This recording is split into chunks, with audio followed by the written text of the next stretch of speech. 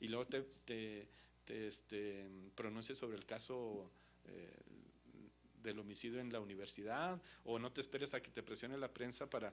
Entonces el consejo yo creo que haría una labor muy importante, un consejo que tenga conocimiento con causa sobre la problemática local y sobre el tema de los derechos humanos para sugerir a la comisión y al propio consejo que se haga una sesión extraordinaria para atender el caso de manera urgente, los casos que se vayan presentando, y no que se pronuncien un mes, 2 meses o hasta el año siguiente.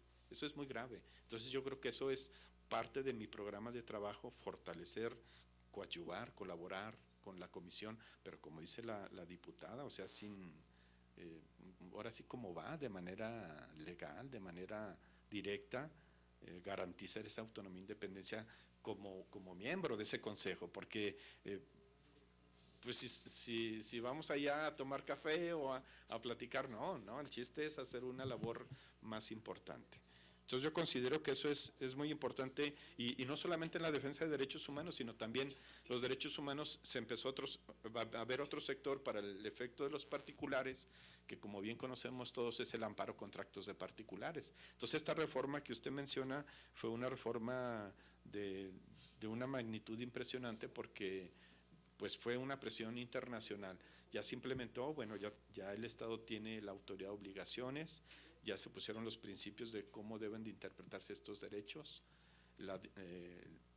y sobre todo repercutió también en la reforma en materia de derechos en juicio de amparo en abril del 2013. Entonces la reforma penal de 2008, la de junio del 2011 y la de abril del 2013 fue una reforma integral complementaria, porque repercutió incluso hasta el amparo contra actos de particulares. Entonces debemos de entender que estamos obligados como particulares y como autoridad para respetar y garantizar los derechos humanos en el Estado y en el país. Es muy importante. Y respecto al matrimonio igualitario, pues eso no hay mucho que discutir, porque ya la Corte se ha pronunciado reiteradas ocasiones. Si ustedes recuerdan, se pronunció en el primer caso Nuevo León, que fue por artículo 231 de la nueva ley de amparo, pues tiene que haber 2 amparos indirectos en revisión, reiteración numérica de amparos. Se interpuso un amparo indirecto en revisión contra la no discriminación con fundamento del primero constitucional de personas del mismo sexo. En Nuevo León, la Corte amparó a estas personas, se interpuso otro amparo, entonces se cumplió con la formalidad de los 2 amparos, y la Corte hizo la primer declaratoria general de inconstitucionalidad, lo cual no funcionó, porque la Declaratoria General de Inconstitucionalidad también es una figura de ficción a nivel constitucional, es una figura prohibida. O sea, también hace falta hacer una reforma importante ahí, porque uno dice, bueno, ya hay efectos generales para el tema del aborto, para el tema de las leyes inconstitucionales en el país. Eso está prohibido en el país. Si ustedes observan bien, esa redacción de la Declaratoria General dice: queda prohibida la materia tributaria. Y entonces el gran grosor de las leyes inconstitucionales en el país es la tributaria, y a lo mejor una ley abortiva, como pasó en Alemania hace 100 años. Hace 100 años el Parlamento alemán emitió una ley que permite el aborto en Alemania, y pues sabemos que Alemania tiene mitad católicos, mitad protestantes. Entonces podríamos decir que el Parlamento se satanizó, porque pues una ideología cristiana, protestantes y católicos, no permitirían una ley de semejante calada.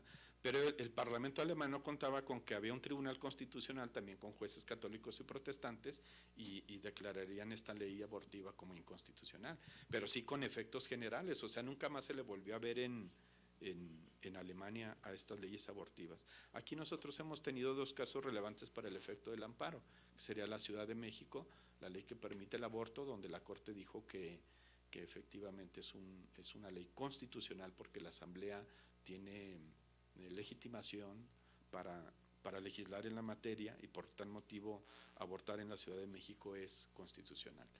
En el caso Baja California, el Congreso emitió una ley que prohíbe el aborto en Baja California, y la Corte dijo: el Congreso tiene facultades para legislar en la materia y se prohíbe el aborto en Baja California.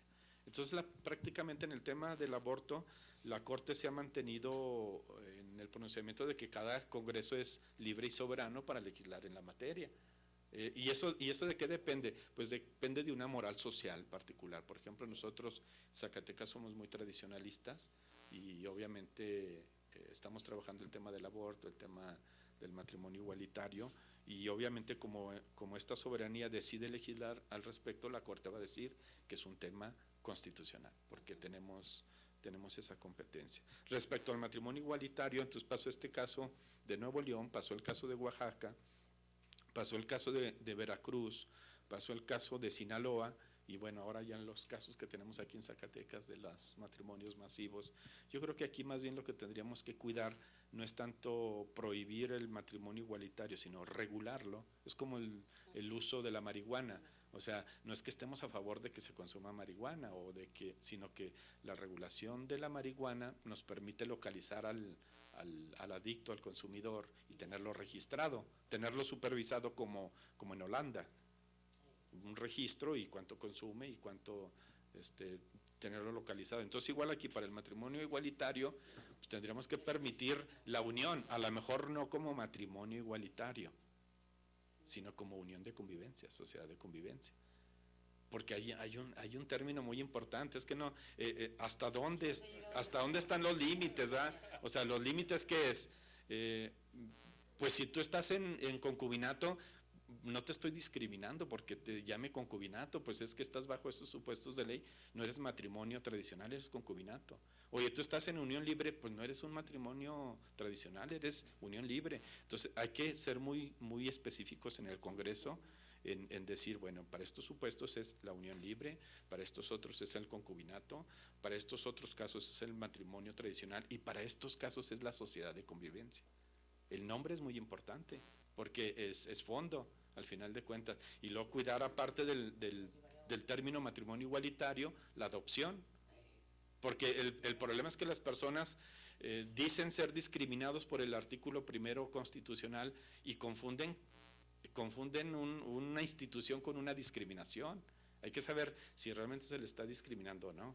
Yo no estoy en contra de que se unan personas del mismo sexo. Yo lo que estoy en contra es de que no se le está reconociendo con el término jurídico que aquí, hablando en el Congreso de la Unión, se llamaría técnica jurídica y técnica legislativa. O sea, precisar términos de manera precisos y decir, no se le está violando ese derecho, nomás que bajo el nombre de sociedad de convivencia o unión entre personas del mismo sexo. O sea, ¿en qué te violamos tu derecho si te registramos y te hacemos un contrato de sociedad de convivencia en el Código Familiar o en el Código Civil respectivo de cada estado?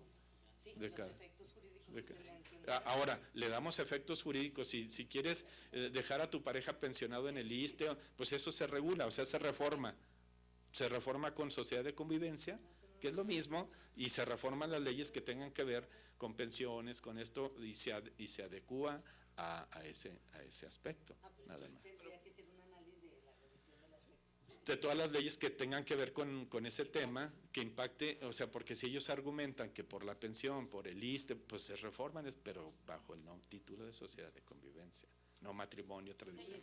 Ocurre una discriminación, ¿no? Que no hay, o sea, hay un efecto discriminatorio. Si en un matrimonio tradicional los efectos no suceden como sería el efecto discriminatorio. Sí, nomás darle el efecto. Igualdad. Así es, darle el efecto de igualdad respecto a otras uniones. O sea, lo que se tendría que manejar es hasta qué límite. Es decir, yo le quiero dejar mi herencia a mi perrita. Oiga, y me estás discriminando porque no me consideras matrimonio tradicional. No, y es que eso ni siquiera es ni unión libre, ni concubinato, ni matrimonio igualitario, ni matrimonio tradicional. Eso se llama, pues, estar un poco. Hay que ver cuáles son los límites de la violación de derechos humanos. Eso se llama zoofilia, bestialidad, y no por eso me están discriminando porque ahora a los animales se les trata igual, ya como hijos, como pareja, o sea, la gente ha rebasado los límites. Hay que tener mucho cuidado en qué es un derecho humano, cuándo realmente hay discriminación y cuándo no, y cuándo estas personas quieren que se les reconozcan cosas que ya rebasan el límite. O sea, a lo mejor no permitirles el convenio de unión, a lo mejor eso sí es discriminatorio. Pero el nombre no, es muy distinto. Ahora, pero independientemente de eso, la Corte ya, estas declaratorias generales de inconstitucionalidad ya estableció precedente, ya es imposible echar marcha atrás a nivel nacional por por la decisión de la Corte, y ya cada estado tendrá que regular conforme a su moral social. O sea, cada estado tenemos esa potestad. Es muy importante que aunque la Corte se haya pronunciado en declaratoria general de inconstitucionalidad, nosotros como legisladores locales tenemos la oportunidad de legislar como queramos, de acuerdo a nuestra moral social regionalizada. Y no vamos a detentar en contra porque somos un Estado libre y soberano. El problema es que si el Tribunal Superior del Estado no cree que es autónomo e independiente y cree que su jefe es la Corte, estamos mal. Si ustedes consideran que no son un Congreso soberano, autónomo, y que sus jefes son los diputados federales y senadores, andamos mal. Entonces nosotros como Estado podemos legislar como queramos y de manera precisa, y no contrariamos ni la declaración de la Corte ni las decisiones que se hagan en el Congreso de la Unión, porque somos Estado libre y soberano. Hay que recordar que tenemos competencias que unas son para la Federación y otras reservadas para el Estado. Y la ley es la moral social de cada Estado, como cada Estado determine, en materia de aborto y en materia de matrimonio igualitario.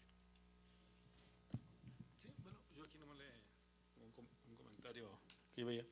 Pues los derechos o lo que buscan los matrimonios igualitarios, pues es llegar a lo mejor al fin es a la adopción, pero después ahí, pues a lo mejor en otros estados sí se los permiten, pero ahí en su momento a lo mejor van a llegar a violar los derechos humanos de otro ser, ¿no? Entonces ese es el cuestionamiento. Aquí el problema es que pues, los derechos humanos son universales, ¿y cómo le vamos a hacer en cada estado si cada estado tiene una legislación distinta? Sí, yo creo que esta pregunta que hace el diputado es muy interesante.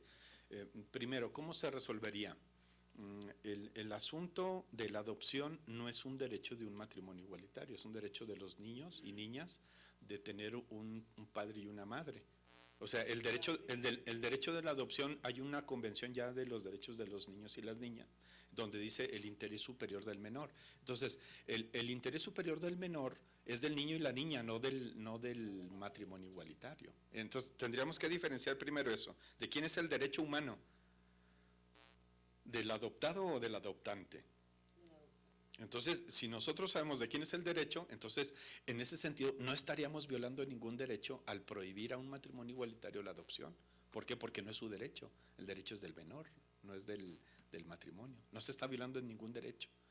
El que no le permitas contraer matrimonio bajo el nombre de matrimonio igualitario, sino bajo el nombre de sociedad de convivencia, no estamos siendo discriminatorios, nada más se le está dando el nombre técnico correcto. Oye, ¿por qué no prohibirles el convenio? A lo mejor sí sería violatorio, que vayan personas del mismo sexo a contraer un contrato de unión ante un registro civil y que tú les prohíbas el unirse, ahí sí le estaríamos violando el derecho humano. Pero si lo registras bajo sociedad, allí no le estás violando el derecho porque no le reconociste con el nombre matrimonio. Entonces, ¿a qué quiero decir? ¿A qué quiero llegar? Que los derechos humanos, como bien lo ha dicho, son universales, son progresivos, son interdisciplinarios, son indivisibles, pero las personas luego confunden eso con violación. O sea, el derecho es humano y lo tenemos. Por ejemplo, la vida, la libertad, el de asociación, de reunión, incluso de celebrar un convenio de matrimonio, de concubinato, de unión libre, de sociedad de convivencia, de lo que tú quieras, pero sin rebasar los límites de decir, es que me están violando mi derecho humano porque no. Es como si un gato dice, es que yo quiero que me digan perro. Oye, pero es que eres gato, tu derecho es ser gato. Pero quiero ser perro y me estás violando pero es que no se puede, porque no entras dentro del concepto perro. O sea, lo que es LGBT hasta o sea, eres eso. O sea, ¿tienes problema de que se te conozca como travesti? Si tú te crees travesti y te gusta ser travesti, ¿cuál es el problema de que se te conozca con ese término? Pues siéntete orgulloso de tener esa preferencia. Si eres lesbiana, ¿tienes algún problema que se te diga lesbiana? Pues debe ser un orgullo. ¿Tienes algún problema que se te diga gay? Pues es un orgullo ser gay, pues te gusta esa preferencia, deberías sentirse orgulloso. Eso no implica discriminación, eso no implica violación de derecho humano. Yo creo que hay muchas personas que confunden el derecho humano, que es universal, genérico, con una violación de tal. Entonces hay que distinguir muy bien eso. Entonces quiere decir que tenemos un problema de difusión desde hace tiempo. Tenemos un problema de difusión y de concepción del término derecho humano. Sí, por ejemplo, si yo llego a casarme con una persona del mismo sexo y se me prohíbe ese derecho, entonces sí me estarían violando un derecho. Pero si me dicen, lo vamos a casar bajo sociedad conyugal, no, me estás discriminando porque yo quiero ser como matrimonio tradicional. No, pues es que no tienes matriz, es que no puedes tener hijos, es que no entras dentro de esa concepción porque hay muchos términos que impiden que seas un matrimonio tradicional. Oye, es que yo quiero que me reconozcas como unión libre. Es que no entras dentro del concepto de unión libre porque tú ya tienes más de 2 años conviviendo con tal persona, ya tienes hijos, ya tienes esto. Entonces tú entras como concubinato. O a lo mejor no hay un matrimonio único, sino varios. Sí, entonces vamos a decir… La Constitución. Así es, entonces el derecho es el convenio, Familia única. el convenio sería el derecho de tú vivir con quien tú quieras. Ese es el derecho humano, de compartir tu vida con quien tú quieras. Pero ya legalmente no es violatorio el que se te reconozca unión libre, concubinato, matrimonio, sociedad, el nombre técnico. Entonces el nombre técnico es una cosa y el que tú decidas vivir con quien tú quieras y la preferencia que tengas, eso es aparte. Muchas gracias, doctor. Siempre es muy ilustrativo platicar con usted. Me quedo yo con esa parte que menciona, la fuerza moral, la fuerza ética no es parte de la cultura de nuestro país y tendremos que pensar en esa parte de los efectos vinculantes a las recomendaciones, pero la fuerza moral y la fuerza ética, coincido, parte fundamental de inicio, de entrada, integrando órganos consultivos con esa fuerza ética que le dan sus integrantes. Entonces, es un buen patrón que esta comisión tiene que tomar al momento de las definiciones, porque en esa parte que hasta ahorita normativamente no hemos alcanzado a nivel de recomendaciones vinculantes, pues iniciamos por una fuerza moral y ética de tener órganos consultivos efectivos en sus integraciones. Muchísimas gracias, le agradecemos de antemano su generosidad y su muy ilustrativa exposición. Muchísimas gracias.